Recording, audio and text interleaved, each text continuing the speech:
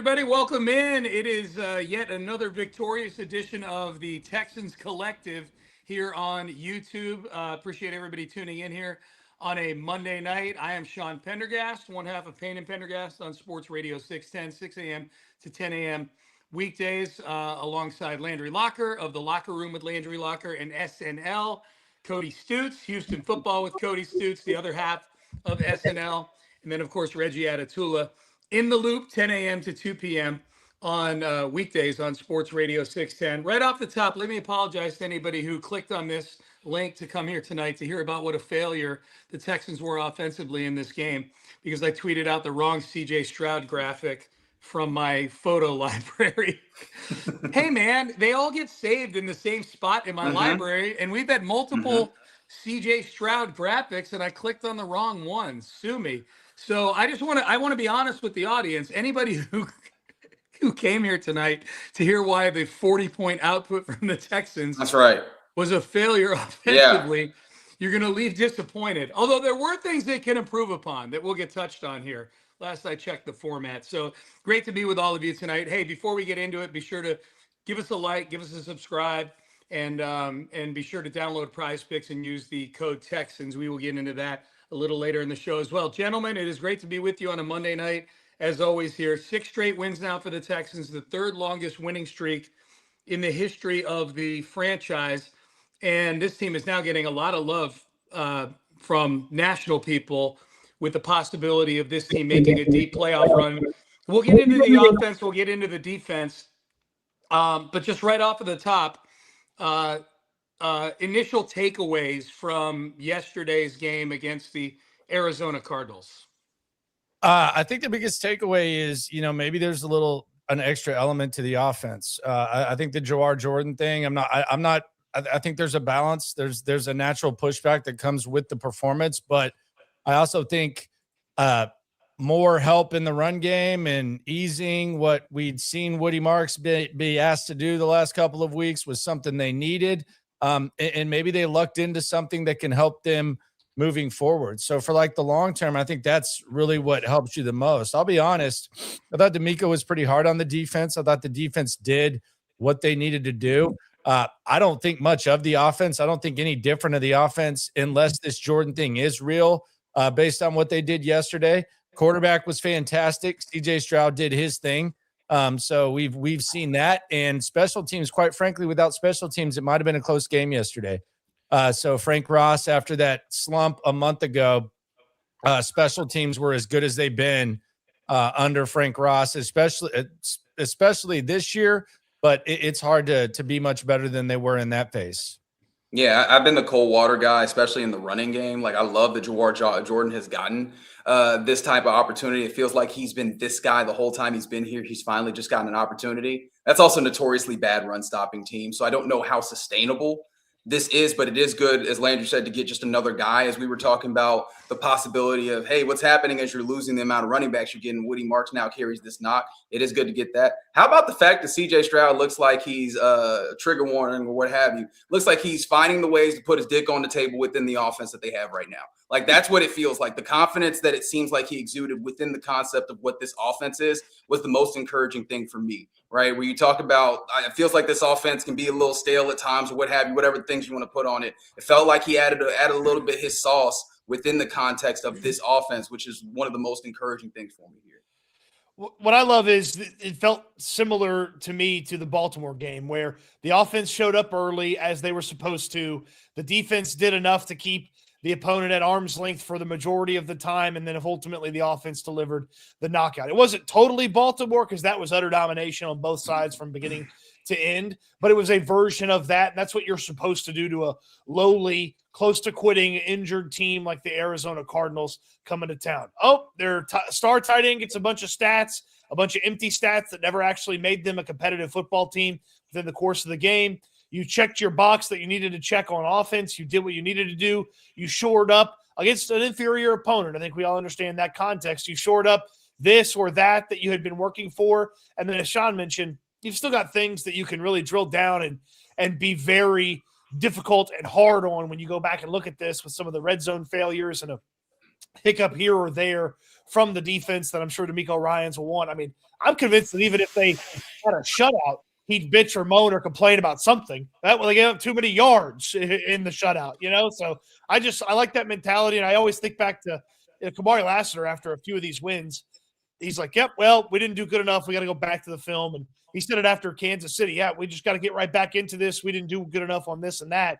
It's like I got to imagine that's kind of the defense's approach, and maybe the offense feels a little bit different. Like, hey, look at what we did, guys. That was good. There's got to be some of that from the offense. I do think they're holding themselves, especially on defense, to a really high standard. I like that it feels like they're continuing to grow throughout this win streak. Like the big win streak this thing will get compared to, because both teams started at 0-3, will be the team in 2018. And there was never a point in that 9-game winning streak that team had under Bill O'Brien where I felt like the trajectory was like legitimately going up the whole time. Like they were building to something. It was a lot of, hey, missed field goal at the end of the game. Hey, they broke Alex Smith's leg in 15 places and they were able to beat Washington. 9-game winning streaks in the NFL are fine, but this Texans team, this version of the Texans is probably the one I feel legitimately best about making a deep run into the postseason of any of these other. Certainly it's the best version of the ones that D'Amico has coached over the last 3 years. I feel like it's got a better chance than any of the ones that Bill O'Brien coached because of coaching in the defense. And when you think of the two that made the postseason with Gary Kubiak, one of them was rolling with TJ Yates at quarterback, which that had a shelf life. And the other one went into the postseason losing 3 out of 4 in 2012, and that got exposed. It would be interesting if you put, like I was thinking about this today, if you did a computer simulation and you had a healthy Matt Schaub on the 2011 team and you matched them up with this year's team, like who would win? Because those were two really good elite defenses with some offense. The 2011 offense was probably better than this year's offense. But this is the best I've felt about a Texans team that we know is going into the postseason, even if they go in on the road as a wild card team, than any of the previous versions that they've sent into the postseason. Yeah, I would take the 2011 team. I think they were much more balanced than this one. I still have questions about the offense. I'm with you on the O'Brien, and anyone who would even remotely nitpick or question anything during that win streak was a dumb asshole that got yelled at and screamed at by Bill O'Brien and whoever was in charge. Amy, shout out to Amy. But yeah, that was a really interesting thing there. No one ever bought into that, and quite frankly, they got exposed in the playoffs. So anyone who didn't buy into it was kind of vindicated. For this one, I do think that it is. I think it's a good team. I think they have an elite trait, but there's, I think close works both ways, and I think it's very important to acknowledge that. I like when D'Amico Ryans is not ignoring in victory, which you would not ignore in defeat. Shout out to the Jeff Van Gundy philosophy. But I also think close works both ways. At the start of the season, you can make a case. If a play goes this way, if a play goes that way, we could have been 3-0. I heard him say that on Pardon My Take the other day. We could have gone 3-0 if Dare Ogunbowale doesn't fumble and Nico Collins doesn't fumble and they tackle Baker Mayfield. But I think you could also say that in certain stretches of this. So I do think there's a balance somewhere between. I think it's just really going to come down to if CJ Stroud can flip the switch. And normally when you say that, if there's some sort of like undertone and there's some sort of hesitation, I think the way that he's playing, I think Reggie, you hit the nail on the head. Like the way that he's playing right now with this defense, leaning on this defense, I think it resembles a guy that could be able to oversee a run, even if the offense does have flaws. And the most encouraging thing for me yesterday was the wide receivers combined for 5 catches. Normally when that happens, you're sitting there saying, what in the hell was going on? Nah, CJ was taking what they were giving him. The reason that the tight ends caught so many passes, the reason that the running backs caught so many passes is because CJ was. It's one thing to say, I'm going to take what they give me. He was really doing it. And quite frankly, there's even some plays that stick out that won't even show up in the box score that I talked about today on SNL. 52-yard field goal by Kaimi Fairbairn. It's 3rd and 14. CJ rolls out. He could easily toss it up to one of his receivers. He runs. He uses his legs. He makes the field goal try possible. They end up getting 3 points.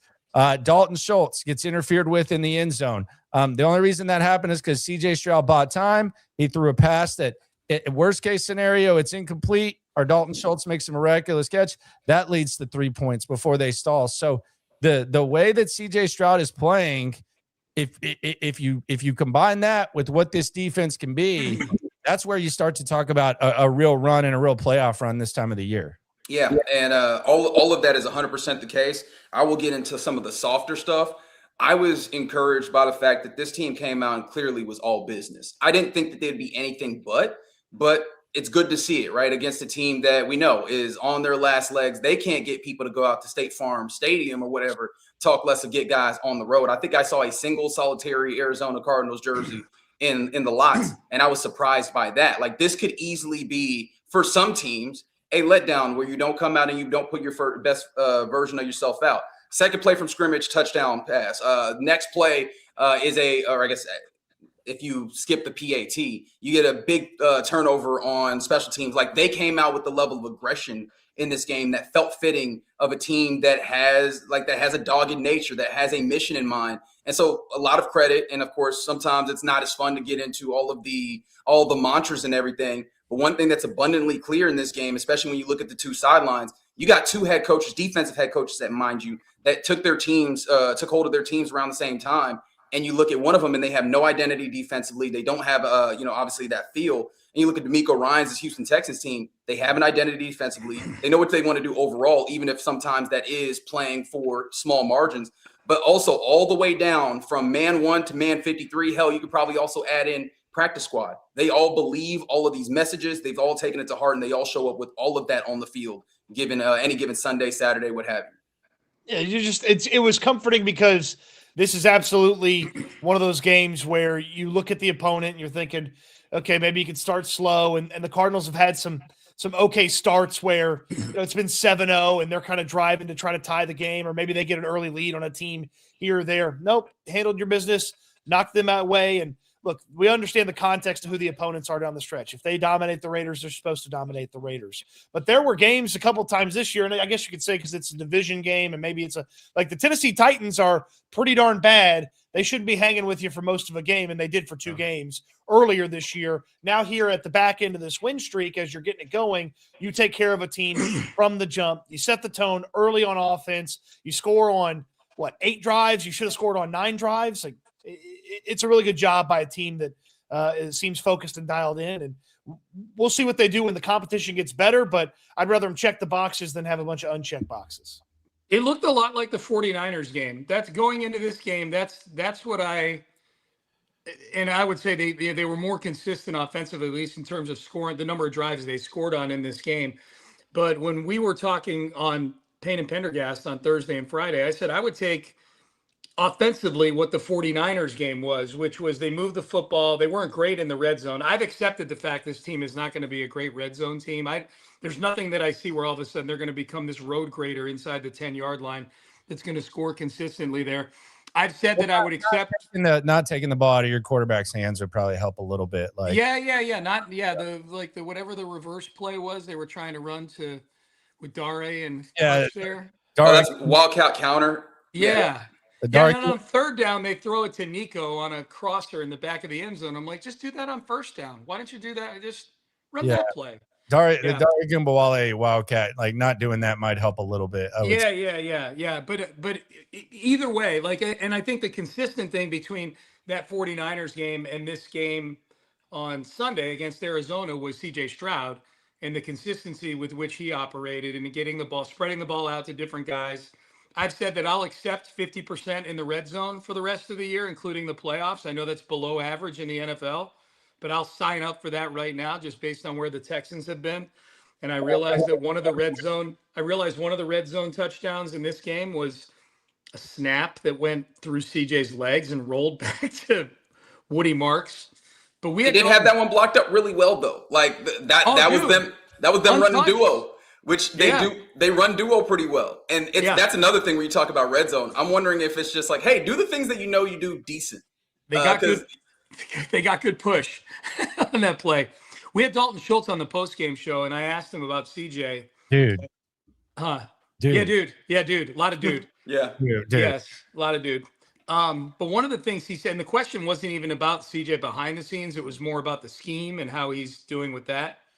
But he said that CJ is holding guys a lot more accountable behind the scenes, which I think is something that has been a question mark for people just based on early in this year, CJ, and kind of the body language on the bench when the team wasn't doing very well, when the offense wasn't being run very well, when CJ was talking about death by 1,000 paper cuts as if it was some sort of death sentence to him.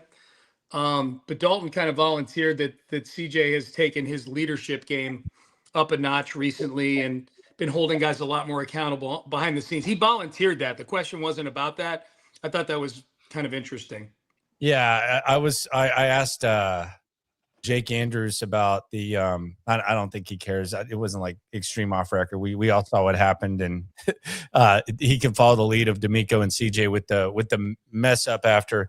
And I just asked him, like, my comment was very Landry like, and I just said, dude, how the fuck do you shotgun a snap when someone's hands are on your nuts, dude? Like, how does that happen? Yes. And he just kind of laughed. He said, well, they're not on the nuts. He's like, there's a towel back there, blah blah blah. But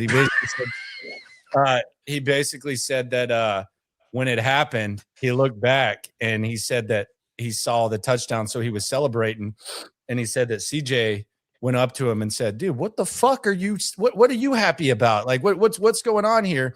And he said, he said, what do you mean? He's like, dude, I was under center. I wasn't in guns. So like that, I think that kind of speaks to it too, to where it's not just result driven. It seems like, I don't know, man. Like, I think, and I don't think this can happen every season, but my theory is on this is I think the length and the wear and tear of last season, and it could have to do with scheduling. I think it kind of wore CJ out.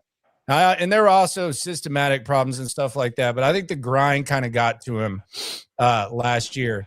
And I almost think that the recharge that he got getting to step away for 4 weeks was like the equivalent of someone who's burned out on radio or whatever, and they get to step away for 3 weeks, and all of a sudden they go back and they're feeling themselves and they're feeling really good or whatever.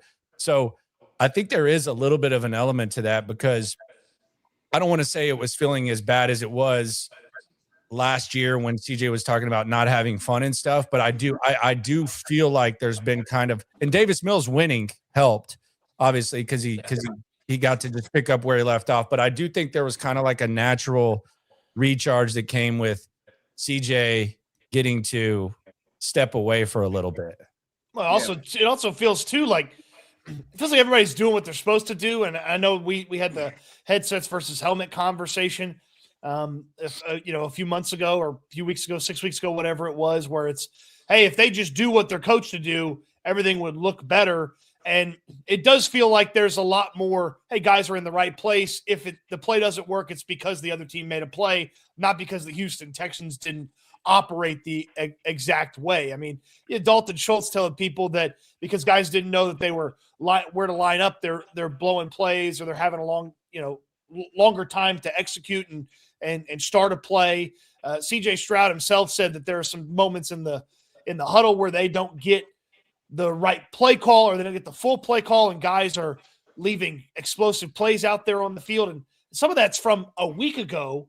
And then, it's not a hostile environment and it's not a tough team, but to at least clean up what you're in charge of in short order, it shows you can do it. Now, obviously, when the stakes get higher and the opponent's better, you have to still do it. But if you can't do it against the Cardinals, you could never do it against the Broncos, Patriots, Bills, Steelers. So it's nice to see. Yeah, and just to clean up the circle on that the CJ Stroud accountability thing, I really enjoyed that he stepped up to the podium and he seemingly took responsibility for it, saying that, he called gun in the huddle. I don't even know if that's actually the case. Like, who knows? Landry, what you're talking about, it very much sounds like it could have been Jake Andrews, but he's like, look, man, I'm gonna do the leader, quote unquote, thing here, and I'll just take the responsibility for it, and we'll get that cleaned up amongst ourselves. Like, that feels stereotypically a lot like the quarterback, or the makeup of the quarterback that we're used to hearing, that mythos that's built. Yeah, no doubt. All right, there was a lot to like about this offense in this game, guys. We haven't even talked about Jawar Jordan yet. Guy, 6th-round pick who really, I thought, flashed quite a bit in training camp this year, especially early in training camp. Gets an opportunity. It feels like the Texans might have stumbled into something here. We'll see. I don't know how much we're going to learn about this team with the Raiders coming to town this weekend, but I will say this. I'd like to see another big Jawar Jordan game, or at least see him get the requisite amount of touches. Woody Marks could have played in the second half, according to D'Amico Ryans, but they chose to lean on Jawar Jordan and Dare Ogunbowale. What did you guys see out of Jawar Jordan? Do you think that it's only one game, but do you think that we're down the stretch here, and we don't know what Nick Chubb's situation is with this rib injury, and we also know that just I will say this based on one game, Jawar Jordan, more juice than Nick Chubb has right now, at least in terms of the ceiling, juice-wise. What are you guys hoping to see? Do you guys think Jawar Jordan has an opportunity to be a significant part of a postseason run with this team? I mean, sure. I mean, we're not talking about him beating out, so anything that can't be beat out. We saw it in training camp. We said it. Nick Chubb had the least amount of juice of any running back on the field. That wasn't to be mean. That was kind of understanding where Nick Chubb is, what Nick Chubb has been through.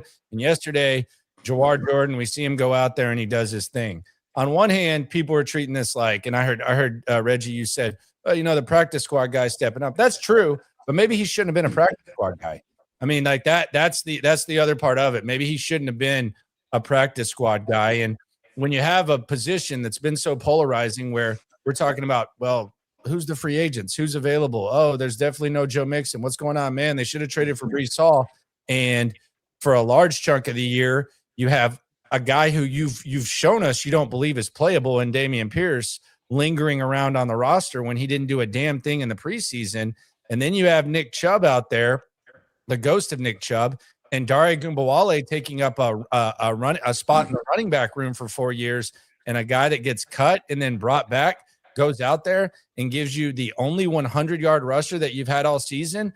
It's cool because they got an opportunity to evaluate it now. And I think at the bare minimum in the short term, Woody Marks, ice up, sir. Like, my God, like just relax. Let's treat the Raiders game as like kind of a tryout to see perhaps if this can be something. And at bare minimum, he can hold it down and then you can get right for the stretch and you can figure that out. But I think is it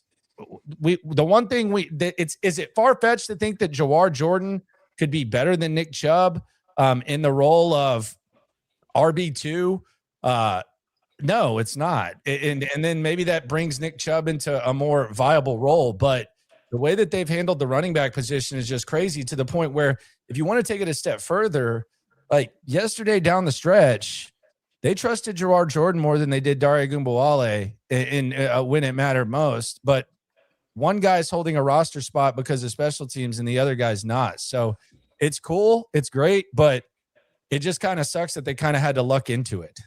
Yeah, and it would be one thing if that was the only thing. This is kind of a repeated circumstance that we see with this team when it comes to evaluation. Again, we saw CD So before we saw them get to some of the answers that actually helped them figure out this offensive line. And I always feel bad because I bring up CD So, and it's like, it's not about him individually, but it's more about their evaluation process. Like, I do have questions about whether or not they decide to play a guy. In fact, I got to this point with Jawar Jordan because I was like, it seems like he got something, but maybe I'm missing something. The answer is like, no, he had something. It took a while for them to get here. I don't know what to do with that right now. I just kind of have to hold on to it. I am interested in what you could continue to get from Jawar Jordan, especially because it seems like, if I was to guess, the reason why he didn't get opportunities because he's small.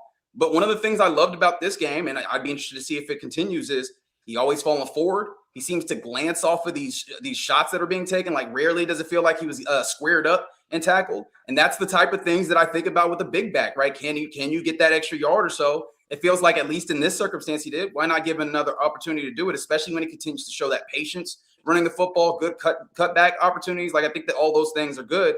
And a small thing that I also think is worthwhile in this is it felt like during the course of this game, Nick Caley realized, throw him to the outside as opposed to keep running him between the tackles. I think that if that continues to show up, where you have Nick Caley putting his guys in the best opportunity to succeed, yeah, give the dudes with some juice opportunities because they'll be in the right lanes to be able to do good things.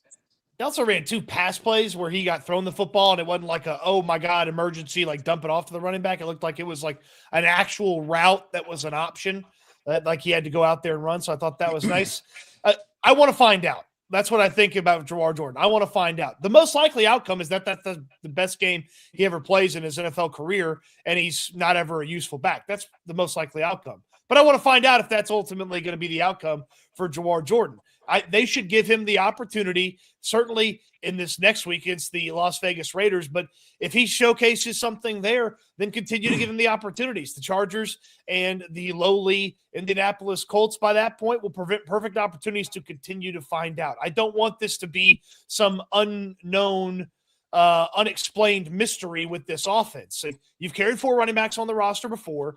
Some of those guys have been useless and give you nothing. We know at the very, very least, this guy can immediately take over Woody Marks' role in the running back room when Woody Marks has to leave in his annual once-a-game trip to the blue tent. So put him on the roster and find out. And if he's not any good in the next 3 weeks, okay, don't take him into the playoffs. But I would just find out about him. For me, useful, subjective. Like useful is subjective. And on this roster where one guy is a special teamer that you want limited. The other guy is a guy that you probably think would be a really good RB2, maybe 1B eventually in Woody Marks. He's definitely the best back on this team. And then the other guy, I don't really know why he's here, but I guess he pass blocks well, and they have a lot of respect for what he's done. But like when you say useful running back, Cody, I agree with you. Like when you have a normal running back room, like what a normal NFL running back room looks like, they don't have that. And I think that's part of why you see this with Jawar Jordan. And it's just, it's the bar is not very high for him to be a useful piece here. Does that mean that they have a good running back room all of a sudden? No, but it's crazy because you kind of roll your eyes a lot of times when you hear things. I think you did the impression the other day, Reggie, give it to British Brooks. Yeah. You hear that, and then you hear it. You hear it about like Jawar Jordan, and you're like, sometimes you give these guys the benefit of the doubt, and you're like, yeah, I mean, Jawar Jordan, really? Well, he went out there, and I'll tell you what, we can sit here and we can say it was Arizona, and we can sit here and we can say, yeah, we don't know what he's going to do. There's one thing I know for certain that I can say right now with 100% certainty: Nick Chubb ain't running for 100 yards against the Arizona Cardinals yesterday. I promise you that. He's not doing that. Dameon Pierce, who they had hang around for a long time, is not doing that. And Dare Ogunbowale sure as fuck is not doing that. Woody Marks maybe, assuming that you can ice up, and Jawar Jordan will let you ice up. So, yeah, I think we got to see what goes on here. You got to let him allow Woody Marks to ice up. But when you see this and you see that they had to luck into it, it's really kind of frustrating. So what happens if Nick Chubb plays hurt yesterday? Like we were just they probably still win because it's the Cardinals, but your point is well taken. Like, yeah, it's frustrating. Yeah. I mean, he clearly was going to try to give it a go. He was limited and questionable Friday. So, I mean, I would think they might have still had Jawar Jordan, but I think your question is better served of if he never gets hurt, do we ever see Jawar Jordan? And I think we can confidently all say, no, we probably never see Jawar Jordan if Nick Chubb never gets hurt. And look, I was willing to try anything in the running back room. I was looking at Missouri highlights for Cody Schrader before they got rid of his ass. So I'm willing to try anything in the running back room to find something that gives Woody Marks an opportunity to just kind of catch his breath on the sideline. Yep, no doubt. I also like too. I mean, they got contributions yesterday from a lot of day 3, late day 2 sort of. You got, Jalen Knoll. I know he was in this rookie class. But, the big kick returns. Cade Stover. He only had 3 catches, but I like that little rollout play they used with both him and Dalton. It feels like that's an automatic 7 or 8 yards whenever they decide to use it. I thought Cade Stover blocked really well. Jamal Hill had the big play with the early hit on special teams, and then obviously Jawar Jordan. Like, these are all sort of, especially Stover and Jamal Hill and Jawar Jordan, they were all 2024 guys that were day 3 guys. They're getting some good contributions from some of these back end of the roster cheap labor guys. Well, Sean, and that's really just icing on the cake of the draft, because I think the draft kind of saved their ass this year. Like they had a really good draft. Yeah. I think it's only going to get better over time. I think we're gonna this is one of those drafts where it's not going to be a flash in the pan. I think Higgins gets better. I think Noel gets better. I think Woody Marks kind of finds his role. I think Ursary becomes your left tackle of the future, and then we can keep going there. But to just touch on like the back end and the less equity type of guys. You look at the guys that were the most expensive non-draft guys this year. Laken Tomlinson, dud. CJ Gardner-Johnson, dud. Cam Robinson, dud. And then you look at the guys that they just kind of kicked the tires on. Throw Christian Kirk in too. Christian Kirk, yes, dud. Biggest dud. Yes, excuse me. I forgot he was even on the team, honestly. And then blocks well, guys. Okay. Ed Ingram, not a dud. Jake Andrews, still getting better. And then you look at some of the other things that they've added, just kind of second thought. Like they've actually done a pretty good job with that. And what they've got, Tommy Togiai, I guess you can throw in like the end of last year. He's really good. Yep. So they've done good in that area in a lot of ways. Yeah, I mean, you got to keep adding. You got to keep adding players in any facet that you can, and obviously those players coming in and finding their roles. I will say that I continue to acknowledge the fact that they live up to their word when it comes to like, hey man, we will let you do this if we have, or we will trust you to do the thing when we give you an opportunity. It just feels like sometimes some of the guys deserve the opportunity at a certain point. Like I don't know what the decision-making matrix is for them on when to give guys opportunities. And that I'm still trying to figure out as we go. Can I talk real quick about guys' opportunities in their jobs? Because if you have a smaller job description, I expect you to do it better. And when your job description is just kind of help on the end of the offensive line, make sure the official knows you're in the game, and line up where you're supposed to. Like I just, 2024 draft class and all, I was, a little bit more out of Blake Fisher yesterday, please. Yeah. They say your name over the PA every time you do it. So it's kind of like the little, like, are you sure you want to close this window? Yes. Are you sure you reported? Did I hear my name over the loudspeaker? It's not like Texans fans were, blowing the roof off that thing. So maybe we just make sure the official sees us and know where to line up and don't get ragdolled by on the Stover shove. Yeah. Don't get ragdolled by a linebacker on the first play of the game to, blow a big run. Yeah. But I mean, if we're being honest, that's been Blake Fisher this year. Like he's been the sixth offensive lineman in there, and that was fine when you just didn't have any tight ends. It becomes more abundantly clear that he's just over there being a big body. I don't even know if he's like actually utilizing it for much. I think I told you guys before the show, like I actually am more in the conspiracy lane of I feel like the ref probably just didn't see it because we've seen this happen before. The refs are not above reproach here. That was the Dan Skipper a couple years ago against the Cowboys. They've done this before. So I have to believe, maybe I don't have to, but I decide to believe that the dude who's been doing this consistently for how many weeks now did it probably. But hold on, Blake Fisher gets hold on. Yeah. Now here's the thing though. The Lions weren't doing that like 20 plus times throughout a game. So I actually look at it the opposite way. Okay. They didn't call it at all. So if the ref said that he didn't do it, then the ref had to have been used to him reporting eligible because the Lions, they only did it a couple times. The Texans do it throughout the game. Every series they do it. I can't believe Blake Fisher's getting the benefit of the doubt. Get out of on this one little thing, while also I'm using it to cover up for the fact that I think he's been pretty poor at this 6-man offensive line thing, and we've just been giving him a lot of credit. You've got all your tight ends now. You don't need to do it anymore. No, Reggie, you are right. It is kind of a bit at this point. Like, let's be honest. It's cool to hear, he's reporting eligible and all that, but yeah, it is kind of just a bit at this point. Who was I talking to? Someone thinks that I can't remember. It was Clint, I think. Didn't say this on the air. He said it to me off the air. He's like, Chief, they're throwing Blake Fisher the ball at some point in the next couple days. He's like, that's the only reason he's still in there.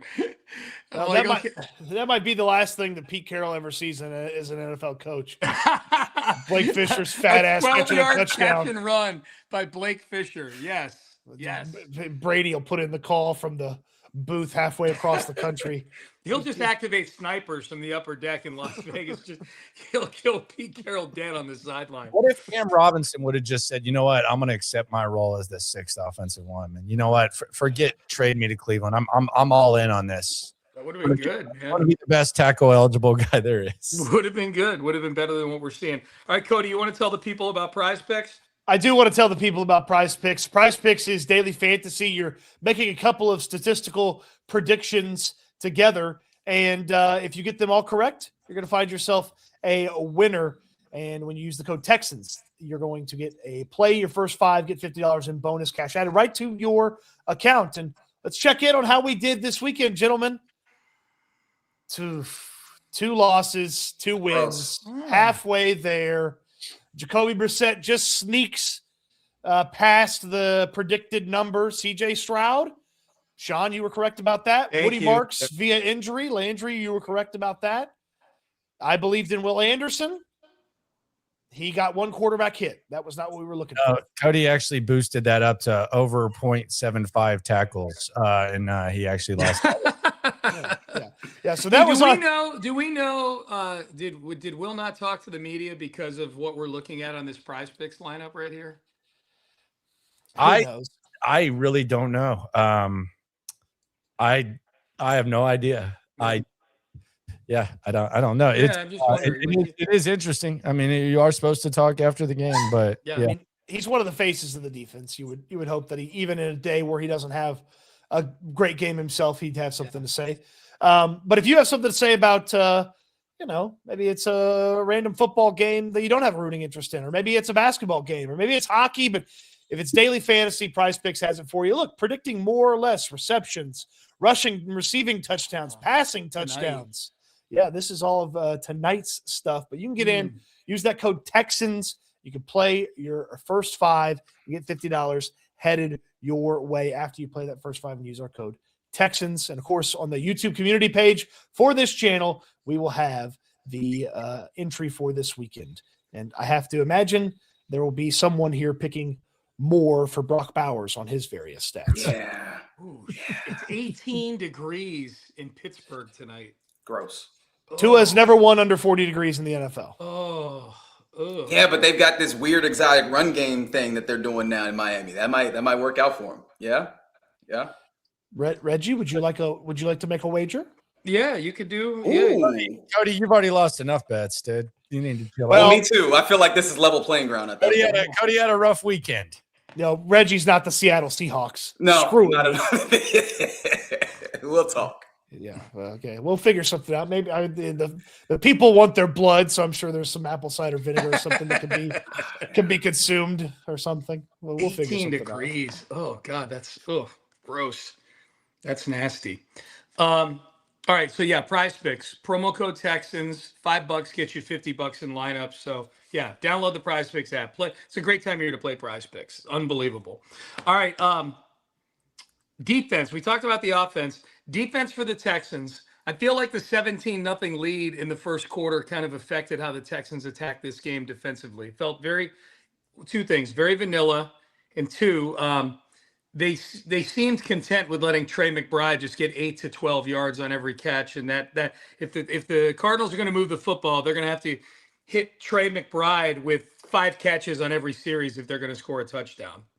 Yeah, I thought they did what they needed to do. I like that D'Amico still has the standard. I get it. But, I mean, look, this defense, during this win streak, the one thing they've shown is if they have to stop Josh Allen, they're going to stop Josh Allen. If they have to stop Patrick Mahomes, they're going to stop Patrick Mahomes. Like, they did what they needed to do. It's a lot to see of Trey McBride, but I don't know how many teams are just saying, well, we got to take him away at this point. I think you can just kind of live with it and not open anything up for anyone else. So, yeah, it's easy to point to specific things. The Jalen Petrie 4th down penalty, but I mean they kept the Cardinals in check. There was never really a threat, and I thought they did what they needed to do. Yeah, I mean, it very much felt like finally somebody else is picking up some of the slack. We can do what we need to do. Like, it did feel like, and to be fair, I have not gone back and watched the entirety of the second half in this game, so I do want to look at this a little bit closer. But it did feel like they kind of took their foot off the pedal defensively. Now, the way that D'Amico's talked about it doesn't sound like that was all that intentional, right? But it's one of those things where if he is going to be true to his word, getting the win is the biggest thing that matters. We know that they can play. I don't need to prove anything to me at this moment. The only thing I worry about, if I'm going to use the word worry here, is interior defensive line depth. That's not something that they could change in that moment. All the other things, I understand what they do well. They did enough to get the victory. Color me, convinced or comfortable with what happened in this game. And nobody stopped McBride this year. It doesn't matter who the defense is, so not too worried about that. Michael Wilson came into the game, one of the most consistent, productive wide receivers of the past month of football, and he wasn't a factor until the second half. So it took a while for them to get anything going on offense. The thing I would say that is big coming out of this is it felt like the Cardinals they operated like, okay, maybe the other 9 guys are going to beat us, but we're going to do everything we can to let Danielle Hunter and Will Anderson not beat us. And so they threw a lot at those guys. And then it led to DeMeco Ryans, which is, I feel pretty rare for him to tread into this territory. It felt like DeMeco Ryans headed into that to rare territory when he's like, yeah, we're going to change our rush plan a little bit with how some of these teams are attacking us. And it's like, oh, okay. Like, if there's something else to be done to get Will Anderson and Danielle Hunter at the quarterback more, yes, I'd like to see it. Maybe don't use it against the Raiders. It may not be necessary, but if I was Justin Herbert, I would not feel great about 2 weeks from now. Yeah, well, it's Reggie touched on it. How concerned are you guys about the lack of depth along the interior of the defensive line right now? And for those who are tuning into the stream here, if you haven't seen the news this afternoon from DeMeco, Mario Edwards is out for the year. I always hate when I hear somebody's questionable with a chest in the press box, because that usually means a pectoral muscle. Historically, that's what it feels like it means. I was nervous when I heard that yesterday. So Tim Settle gone, Mario Edwards gone. As far as the 4 guys in the rotation, you're down to Tommy Togiai, who's been excellent this year, and Sheldon Rankins, who's been excellent this year. So you got 2 guys that you feel like you can trust. But then the names after that, man, a lot of practice squad guys. You got the international guy that looks like Omos from WWE. I can never pronounce his name. Hey, guy in BC. That's what you got me here for, to pronounce down African names. I got you, big dog. He's Omos to me, Reggie. I appreciate that. Yep. Yeah. But and you got practice squad guys. You've got Tafuna, the kid they signed out of Utah. Like, it's not great. And the first 2 guys I feel good with. But after that, it's a whole lot of unproven stuff. Did you guys check out Naquan Jones at all? Like, I tried to see when they signed him. He played with the Chargers early on the season. He seems like he shows up on film. Like, I feel like you could slide him into the the back end of obviously this defensive tackle rotation. He'd be cool. And I feel like whoever they put in there, you're going to get the best version of them with DeMeco Ryans as the head coach. Historically, a DeMeco defense has gotten the most out of their defensive linemen, so I feel good about that. I just, it's a lot of Naquan Jones and a lot of no-name guys after that. I'm not overly concerned about it. I mean, maybe I should be a little bit more concerned, but I mean, we're talking about, replacing 30% of the snaps, 35% of the snaps with a couple guys, couple bodies. And I feel like they can do that. And I think the surroundings are such to where I think you're going to be all right. So maybe I'm not as concerned as I should be, but I'm not concerned really at all. The one thing that comes to mind for me is, and we saw this a lot this weekend, is like compensation in a way. Cause you talk about 30% of the snaps, but like in my mind, I'm thinking about how you go from like, oh, he's dealing with the calf injury, and here you come with an Achilles later on, right? If you have that 30% additional weight being put more on Sheldon Rankins, on Tim Settle, like, does that lessen their capabilities when they're doing this? Because the way that this defense works is for those guys to be fresh. I think that's the thing that I ask in that place, because generally you need that rotation. At least that's the way that DeMeco likes this defense to operate. Yeah. And I'm not increasing the snap counts. I'm saying, like, if you look at like Togiai is playing 57% of the snaps, and then Rankins is playing whatever. Like, I think you can get guys to fill in and play as much as Mario is playing or whatever. That's what I'm saying. I don't want to increase any snap counts. I'm talking about them being able to replace what Mario Edwards and Tim Settle were providing. But yeah, I'm with you on that. I don't want to see these guys gutting it out for like 75% of the snaps all of a sudden. I'm with you on that.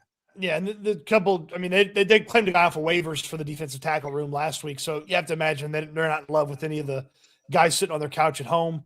And then a couple of names in the building. Don't think about Foley Fatukasi. They gave his number away already, as Landry noticed last week. So they did. Holy Did not shit. realize that. yeah, I said, damn, like is he off the roster? And he's like, no, he's right there. I'm like, well, his number's right there. yeah. So he doesn't have a number anymore.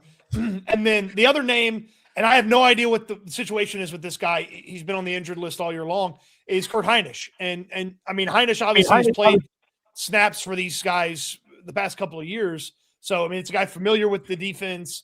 I don't know what his physical state is. Hadn't practiced. So I don't know if you can rely on him. I mean, it's more than likely that somebody who's played somewhere else in the NFL fills this thing out here for them on the back end, and you just rely on primarily Rankins, Togiai, and the bodies immediately behind them, and see what you can do. They have a supreme level of trust, or they should have a supreme level of trust with all of us for just kind of figuring it out at interior defensive line. As long as they have the bodies, the physical guys in the building, I feel pretty decent about their ability. That's a journeyman position group anyways. So that's, I get that. Do we know how many return to play coupons do they have left here? Suits was breaking this down yesterday. They have 2 after Watson. So 3 if they never bring Watson back, but 2 after Watson. And they get 2 more if they make the postseason, right? Correct. Okay. Correct. I don't believe Hinish is going to count against that because he's on a different list. Yeah. Yeah. So he's not going to count against that. Okay. Well, that's good. If he comes back. I have no idea if he can play again. Practiced. I mean, that's no way. He's there all the time though. Like it's not like he's Joe Mixon. Like he's there. He's fun to have around. That's why. Yeah. Well, I was listening to a Notre Dame podcast, and they had a Q&A on there. With the host. They had a Q&A, and they said, who are the 6 Notre Dame players from the time you've covered the team that you would want to invite to a backyard barbecue? And Kurt Hinish was one of them. Yeah. So he's fun to have around. He's big Heine. You know what I mean? Like it's, I think he wants to play, unlike the current college team. Yeah. Sean, you want to hit some of these? Fired. That was good. That was good. That was good. I can take shots from the playoff. My team's in here till they play Oregon. That's good. That's good. By the way, I know it's new territory for you. Act like you've been there before. Hey! Right? I haven't been here before, so I'm not going to. Let's throw out the best stat of the day when it comes to the Heisman. So the Texas Tech linebacker, Mr. Rodriguez, Stutz is number 2 Heisman vote right there, which I think is kind of homerish. I think he should lose his vote. Pretty embarrassing, honestly, but he did do that. He put him number 2 on the Heisman ballot. The first linebacker to force 7 fumbles in a season since, you guys want to guess? Manti Te'o. Wrong. Ooh, yes. Wrong. He's on the Texans. Oh, he's on the Texans. Henry To'oTo'o? Nope. Christian Harris. Nope.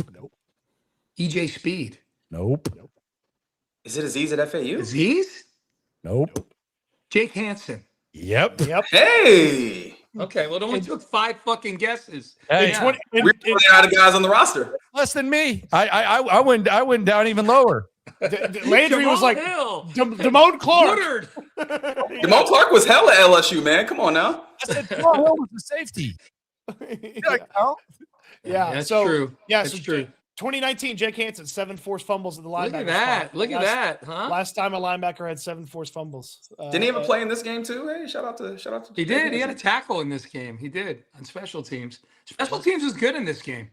Special teams was real. I was happy for Frank Ross after the game. With the exception of Calais Campbell turning back the clock one time, on the field goal blocks. They had game change. They didn't just play their lanes. Like they had game changing play. The fumble forced and the returns from Jalen Knoll. That was really good. Cody, do you want to hit some of the chats here? Super chats here. Houston Misfortune with our weekly John Carroll University update. Sure, the Texans have won 6 straight, but John Carroll University's streak is up to 11. Wow. Semifinals up next against the 1 seed North Central College. Naperville's finest. My kids grew up on the campus of North Central College in Naperville, Illinois. Okay. Hashtag it's you versus Casario. Yeah. Sean V. Casario. I know. Well, Casario, and by the way, Nick Casario will be on Payne and Pendergast Wednesday morning at 7:30. Hey, So we get to talk all kinds of mad North Central College shit with him and JCU. Yeah, Get into it. that'll be good. People be driving off the road. Gotta get the people going, baby. Yeah. Thank you, Houston. It's fortune for our weekly John Carroll update. And Logan says, I feel we need to lock Ingram up for one more year. He's in his contract here, right? Correct. Yeah. Correct. If I was Ed Ingram's agent, I would advise him to never talk to Nick Caserio and hit free agency and go have some team just give him a gross amount of money because guards get overpaid. Yep. Yeah. But if he liked it here, I'd be happy to sign him to a friendly-ish deal for the next year or so. What do you guys think happens with him? Do you think the Texans sign him, or do you think they let him walk? I do wonder if maybe at least one of those spots is worthy of getting churned. You know, either one of those interior spots is worthy of getting churned. We know that they're going to have to find a right tackle at some point. And if they move Titus back out to right tackle, then they'll have to find a new left guard. So I could use some churn, and if Ed Ingram got expensive fast, I would use my money elsewhere. Yeah, churn. This isn't to bring the band back offensive line. No. I mean, you can churn anywhere in that interior, honestly. Does the way this season has gone on that offensive line make you more confident, less confident, or the same amount of confident that Nick Caserio can find, scratch off lotto tickets? I mean, Ed Ingram was a trade for a 6th-round pick. Jake Andrews was a street guy. Trent Brown was a vet minimum, and those guys are to varying degrees after a lot of trauma through the first half of the season. And I know there's a Laken Tomlinson and failed draft picks to go with it. That's why I asked the question. Like, how confident are you that the Texans, that they can find the next Ed Ingram if they need to be cheap along the offensive line? I think you should be able to. I think that could probably. Why not? But my confidence in Nick Caserio on the offensive line, has it gone up? No, not at all. Yeah, go find me a big bastard in the draft and just stick him in there, and I don't have to worry about it for the next 4 years. That's what I want. Yep. Yeah, it's a big old I don't know from over here. Like, if they take the same assault where they're throwing a number of free agents and some draft picks at it, sure, I think they could fix and get 2 new dudes in there. I just don't know that they'll take that same way of going about it, same approach. The funny thing is, Cody, he's been better at the cheapo stuff than he's been at the stuff you're talking about, which is taking a big bastard in the draft and putting him on the offensive line. Well, his latest big bastard's a big thumbs up for me right now. Ariante Ursery. Yeah, fantastic that's true. Right now. Yeah, I'm thinking more Scruggs and Fisher, who and Green. thus far been failures. Yeah. Yeah, the law of averages is working against him, but you can't stop. Yeah, you can't stop taking shots. We got any more super chats to hit? That's it right now. All right, there you go. All right. All right. So last thing, thick of the hunt. The Texans keep winning. They've won 6 in a row, and it feels like they can't move in the standings. It's unbelievable. They were the 8th seed forever. They finally get inside the velvet rope last week, and you look at the schedule, and you're like, oh, cool. The Chargers are an underdog, and the Bills are an underdog. I wasn't expecting the Jets to do us any favors. I did expect the Seahawks to do what they did to the Colts, just not nearly as tense as it was. But this is crazy. No one is losing, and yet this is a huge weekend coming up where if the Broncos beat the Jags and you beat the Raiders, you're all of a sudden the 3 seed in the AFC. Yeah, for me, the number one priority for this team, and this is win.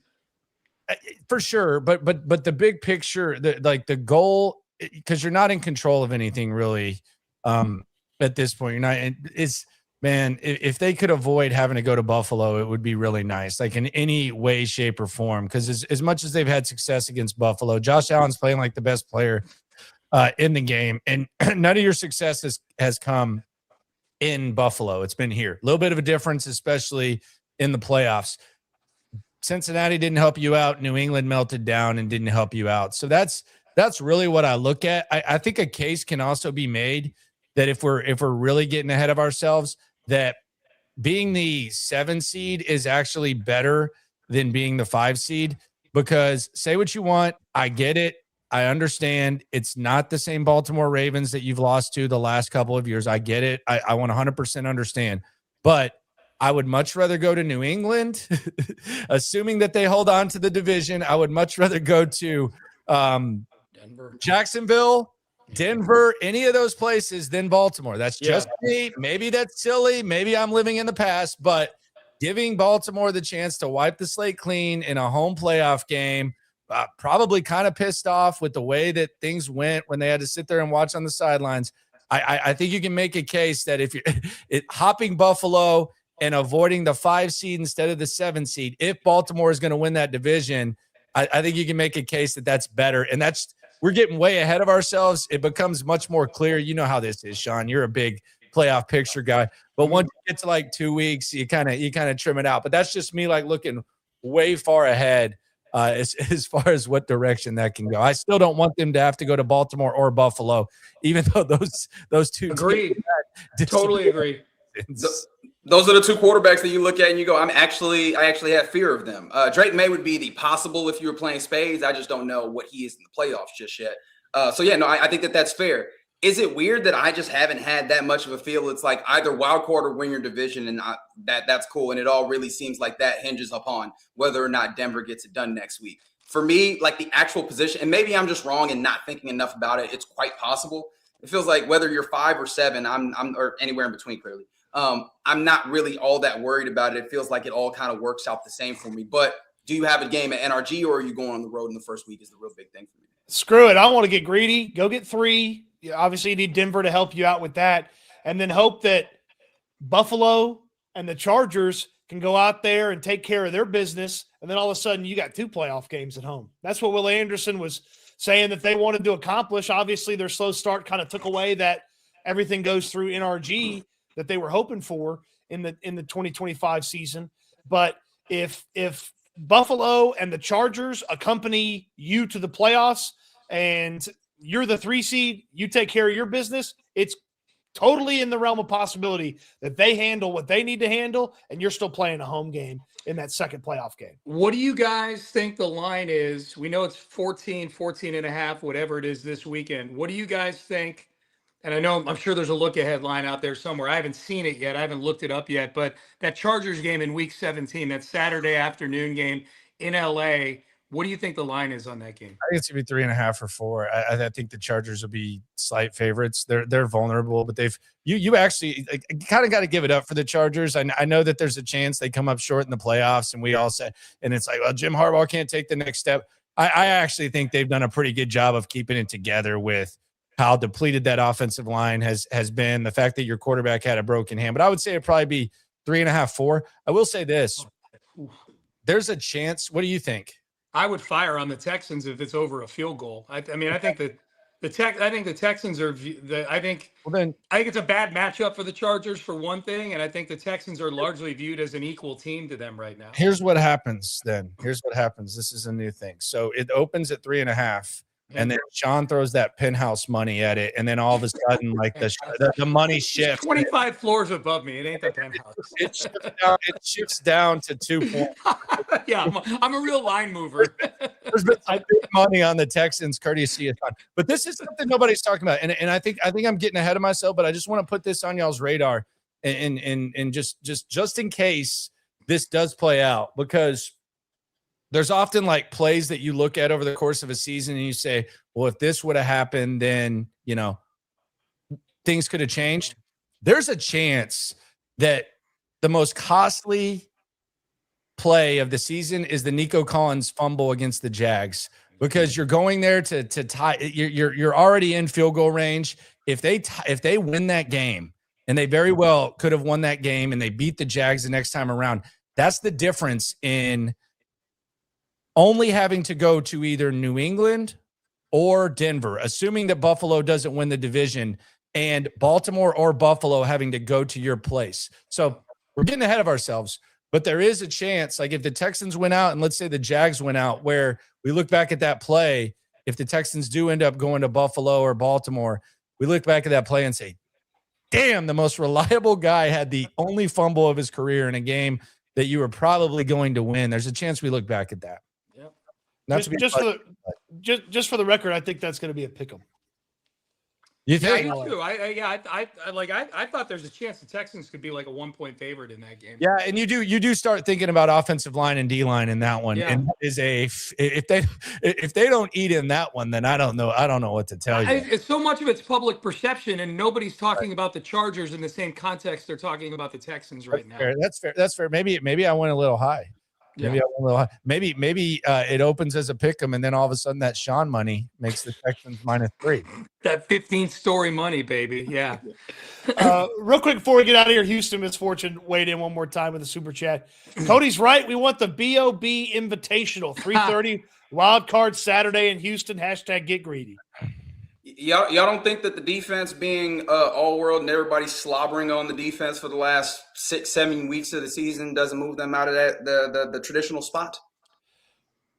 Nah. I think it depends on the opponent. I think actually think if the Texans are a wild card team, there's a better chance they're not in that spot because they're probably playing some team that's got some marquee value to them. Jacksonville. Yeah, if it's Jacksonville, then no. But I'm talking about if it's Denver or New England, or if it's a 4-5 game against Baltimore. I definitely don't think it's a 3:30 Saturday spot. I can almost guarantee you if it's 3-6, Texans 3, Jaguars 6. Oh, I can guarantee you that they're 3:30. going to be 3:30. They're going to kick off 100%. wild card weekend. 100%. 1,000,000%. So Yep. 100%. you better have a different opponent, a different foe, or be in a different spot. Yeah. But if it's 3-6 and the Texans are the 3 and Jacksonville's the 6, we'll see you Saturday afternoon at NRG. yes. Yeah. Then we get to see, and hopefully, like the last couple of years, you get a Texans win, and then you get to sit back in a good mood and watch the rest of the weekend unfold. That's what that's kind of, you get 3 games on Sunday and you get the Monday game, so it's kind of fun. All right, boys, that was fun. And as long as they keep winning, this is well, it's always fun to do this, but when they keep winning, we love seeing the numbers, and we love that people are telling their friends about the Texans Collective stream. And obviously, to help support the show, we ask to download the PrizePicks app, use the code Texans, and you're going to get $50 in bonus lineups for just playing a $5 lineup. It's a great time to do it. You got basketball, football, all the sports. PrizePicks is a great way to support the show. All right, boys, this was fun. Did you lose? How much money did you lose, Cody? Tell the people how much money you lost. No, we don't need to talk. We don't need to be talking about how much I lost. I'm not going to be buying any sports cards this week. Put it this way. Let's just put it this way. He lowered the value of his internet plan. If you couldn't notice today, like yeah, bill how many gigs? as a result of the game. How many terabytes now, Cody? Did you cut it in half, man? He went did with you go from terabytes to gigabytes? Are you at megabytes right now? How many? Oof, what do you megabytes. have? Yeah. That's rough. Megabytes, yeah. He's got you on dial-up. That's crazy. In the year of our Lord 2025. They put him on it. That's what happened. He's on the Netgear CDs coming in. He's putting those in the. I hope y'all's internet works all the time. I'm not going to wish any ill will on y'all. I hope y'all don't. I mean, I hope there's not a present that you really want to buy for a significant other or for Reggie for one of the hoes. You know, I hope there's no eBay thing that you're bidding on and the internet just craps out on you. I hope that never happens. That Cody Christmas wish brought to you by Nintendo One. Buy Nintendo One and get Mario Brothers and Duck Hunt all in one package just in time for Christmas. I love how serious Cody's face is on all this. That's my favorite part. Have your fucking fun. All right, boys. This was a whole lot of fun. We'll do it again. We will do it again next Monday, following what we hope is yet another Texans win. 7th straight win would tie for second place on the longest win streak in the history of the franchise. If it's not a winning Monday next week, it will be a must-see show for everybody. Oh, yeah. Something awful's happened. For sakes of viewership, we should hope for a loss, but we don't do that. No. Yeah. Are Sean. you gonna rage bait again and just send the wrong picture so that people come in with that feeling anyways? Not intentionally, but if you're asking me, are the chances of me fucking up something technical? How is that, Reggie? Yeah, probably. I don't know. Yeah, sure. I'm gonna eat 7 double cheeseburgers this week as well. Probably. Hell yeah. You know. Hell yeah. All right, boys. This was fun. Appreciate everybody tuning in. Appreciate everybody communicating on the chat, and everybody who, of course, downloads PrizePicks and uses the code Texans. Hit us with a like, subscribe to the channel. We always appreciate that as well. Landry, tonight, 10:30. Is that the usual? Is that 10:30 tonight? Post-week outlook. We'll get more in depth on those playoff scenarios and stuff like that, and we'll look ahead. D'Amico, I thought D'Amico was kind of hard on the defense. I like it. And then the Jawar Jordan thing we gotta make some sense of. So yeah. And by the way, the Colts, come on, that was pathetic. What an absolute disgrace that was. Yes, we didn't hit that hard enough. You're right. Yeah, that was. He had a belly. That was bad. This will offend Reggie because I know this. I'll never wish for a player to get hurt. I was hoping Rivers would get hurt. No, I'm being serious. Like normally you feel bad because they worked so hard and their season happened. Like Brevin Jordan, like I honestly had a knot in my stomach watching that. Yeah. This fat ass just drove up from a high school practice and stepped on the field out of shape. Let's go. This is the one time in my life I was like, okay, if he gets hurt, I'm okay with it. Okay. That's Landry. That's Landry Locker, who roots for elder abuse in the locker room with Landry Locker. Cody Stutes, Houston football with Cody Stutes, and people can get all your material, Cody, both written and streaming on SNL as well. So both you guys, SNL, you guys both do a phenomenal job. And Reggie Atatula in the loop, 10 a.m. to 2 p.m. on Sports Radio 610. I'm Sean Pendergast, one half of Payne and Pendergast, 6 a.m. to 10 a.m. on Sports Radio 610 as well. All right, boys. Huh? Let them know, Reg. Oh, happy holidays. Yeah. Shout out to the hubs. Check out Cody on Atari later today. Thank you very much, Philip Rivers. Hey, Cody, you know what to do. Come on.